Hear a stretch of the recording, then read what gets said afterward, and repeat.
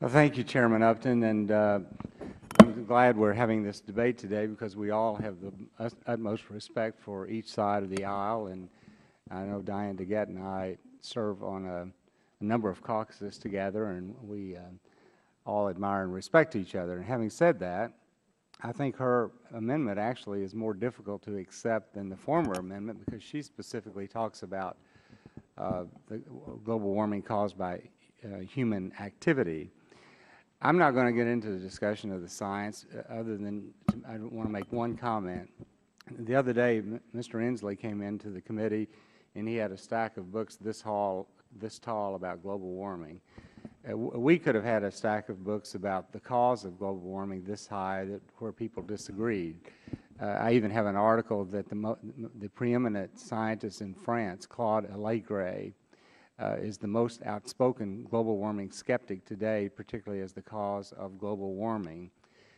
But I'm not going to get into that because this legislation really was not designed. We're not questioning the science. I don't agree with Mr. Markey about a lot of things, but the last body that should be determining what the science would be should be the House of Representatives, probably.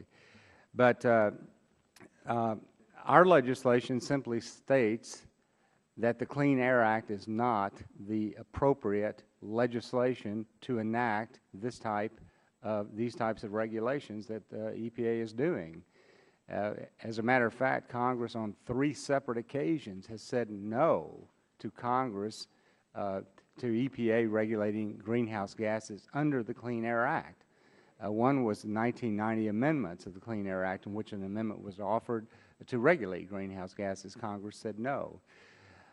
In 2006, the U.S. Senate voted by 98-0, instructing President Clinton not to send up the Kyoto Protocol for ratification. And then last year, the Senate refused to take up the cap and trade bill. But more important than that, we can all disagree on the science or whatever, but let me just state, the endangerment finding that EPA issued in this case on their wanting to regulate greenhouse gases is in court right now. A lawsuit has been filed. The tailoring rule, in which they exempt all emissions except from stationary sources of 100,000 and above, that has now, a lawsuit is pending on the tailoring rule.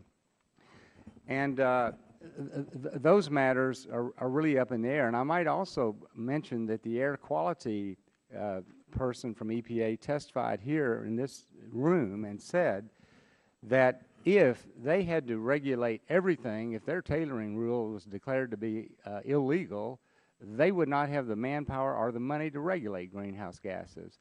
They'd have to have 88,000 more permits. They'd have to spend $27 billion, just the enforcement agencies. So really what we're talking about today is what is the proper way to regulate greenhouse gases. And Lisa Jackson, the administrator who we all admire and respect, is moving so aggressively, not thinking about the consequences of jobs in America, the cost on people in America, the fact that it would make us less competitive in the global marketplace. So for us to be sitting around talking about the science, I think it's a strong argument to make on the other side. But the issue here is the Clean Air Act is not the appropriate way to regulate something like this. And if we are determined to do it, which this administration appears to be, we genuinely believe that our economy is going to be hurt. We're going to lose jobs, and more. We're going to be at less competitive advantage to China and India and other countries. And I yield back the balance of my time.